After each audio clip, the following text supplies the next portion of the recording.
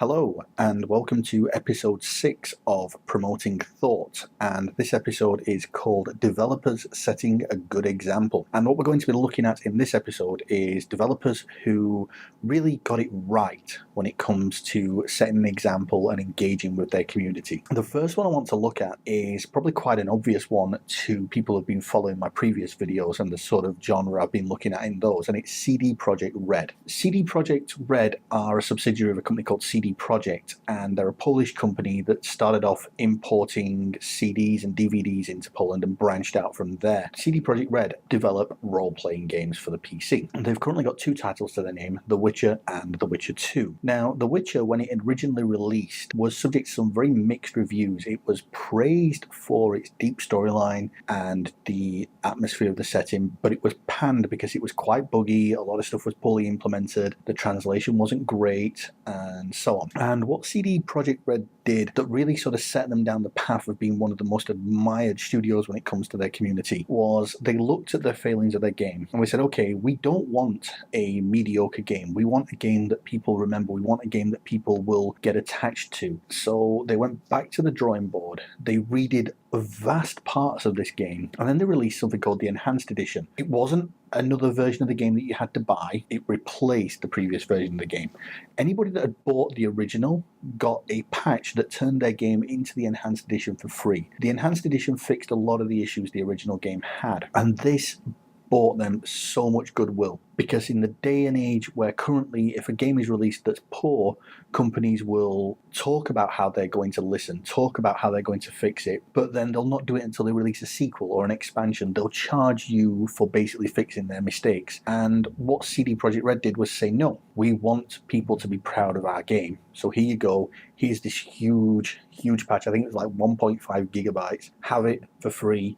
It'll fix loads of stuff. Knock yourself out and enjoy it. And people did. People loved it. And what this did was it basically ensured that coming into the release of the sequel, they were not questioned about, well, what have you learned from your previous game? You know, where did you go wrong? What people were asked is, okay, where do you want to go from here? All the questions that were being asked were positive questions because they'd addressed all the negativity and they hadn't charged people for it. They'd just given it. They'd engaged their community in such a way that I haven't seen anything quite like it in most games. What they did was they took some of the best community mods and they actually bundled those into their patches and wove them into the main game. That really sort of got their fans on board and got people on board, and that just gave them so much momentum coming into the release of their sequel. They didn't need the massive advertising campaign.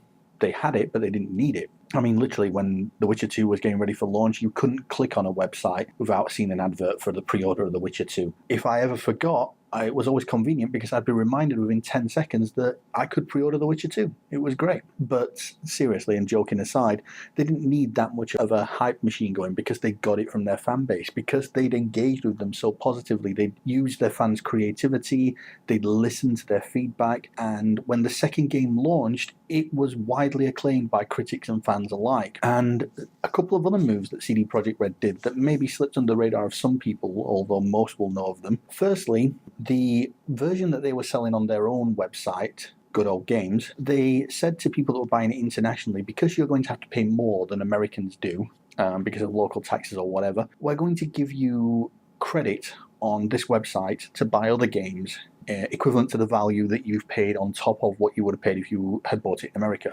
Wow. Just wow. They actually noticed this and took it into account. Okay, you can argue that, maybe they should have done a price drop, but that's not going to happen. They've still got to pay their bills. But they did something. They did something to say thank you. The next thing they did that was really impressive was they stated that all the DLC that they ever released for The Witcher 2, short of full expansions, will be free. Finally, they patched out any DRM that was in the game. And this got them a bit of flack from their publisher. There's apparently ongoing legal action at the time of recording, at least. But they didn't let that detract from their ethos and their philosophy, which was that they wanted to engage with their fans, they wanted to give their fans what they wanted, and they wanted to put the trust there that if they did that, their fan base would not only buy the game, but would also get involved in marketing and hyping it for them. And it worked a treat.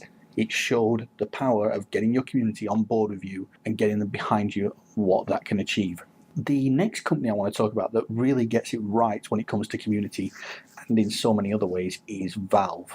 Valve are just fantastic to so many people. They really do stuff that a lot of other developer publishers just wouldn't do. I read a story about how a indie game was kind of struggling with issues of piracy and distribution. And prior to its release, Valve actually let these indie developers use their servers to distribute the game without the game even being listed on the Steam. So, to put this into context, Valve were not doing anything for the sales of this game, but they were doing it to help these indie developers get going. Also, when you look at the launch of Portal 2, Valve did this huge alternate reality game thing where they put a bunch of indie games up for sale, got people playing them to unlock Portal 2 early, got some real world stuff going off. They really engaged with their fans and got their fans into the hype around the pre-launch. It's not an unusual tactic for Valve. They often sort of have this, okay, you do this, play this game, get these achievements, enough if you do it and we'll release something early. They did it with one of the maps for Left 4 Dead as well. They very often will engage their community that way. And what this does is it brings people into whatever message you're trying to get out there. It brings people on board. It gets them spreading word of what you're doing. When Valve released Portal 2, very shortly afterwards, they released some DLC for that as well. And again, they were like, okay, here's our DLC. It adds to the game. You've already bought the game, so guess what? You're getting the DLC for free. Such an unusual attitude from a developer publisher these days, but I guess that's the power that you've got when you are Valve. And Gabe Newell, we all believe, actually swims in a Scrooge McDuck style pool of money at the end of every night from the vast amounts they're probably making off of Steam. But they don't just sit on that money. They don't just, turn it over to investors. They actually use it to do something positive for their community. You look at the tools that Steam has, then that it provides, the service to save your games to the Steam cloud, the chat mechanisms in game, the achievements, the community stuff. It's just so many tools for their community to really invest into it and anchor themselves to that platform. It's little wonder that there's such an uproar when companies try and launch their own digital distribution service, especially if they're perceived to be doing it out of greed. A lot of people are very negative about EA's Origin service simply because they view it as EA trying to get on the bandwagon and force people into using it. You can look into the arguments as to why EA have withdrawn their games off of Steam if you like. EA claim that it's because of Steam's terms of services. Steam basically said you've got to sell DLC through them if you sell the game through them. EA want to sell their DLC direct. You can look at the different reasons for that.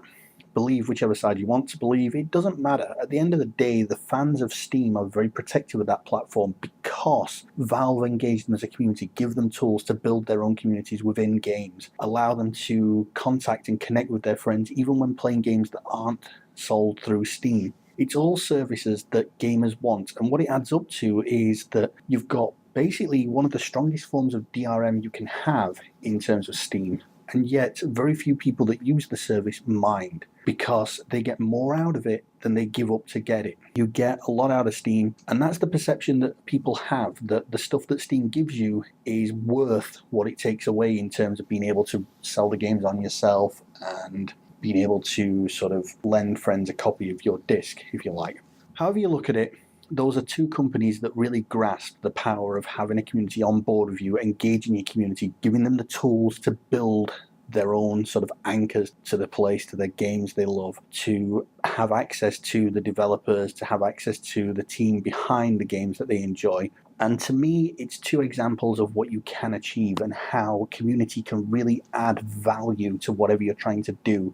Rather than looking at it as a drain on resources, these two companies looked at it as a resource to be tapped and did so very successfully. And I believe if you asked either of them, that they would say themselves that their communities really help drive them forward, really help market them and put a good impression of them out there and create an even bigger fan base. And that snowballs on. And while ever both of these companies keep the same ethos that they've got, the same community focus, the same drive to keep their fan base happy without having to make excuses, without charging them more, without entering into any kind of confrontational dialogue, while ever this is ongoing, they will both be highly successful and they will both have this highly loyal fan base. And personally, I hope it continues for a long time, because looking at other games communities, looking at other developer communities, I think a lot of them have a lot to learn from these two people. They are basically AAA developers with the spirit of indie gamers, indie developers.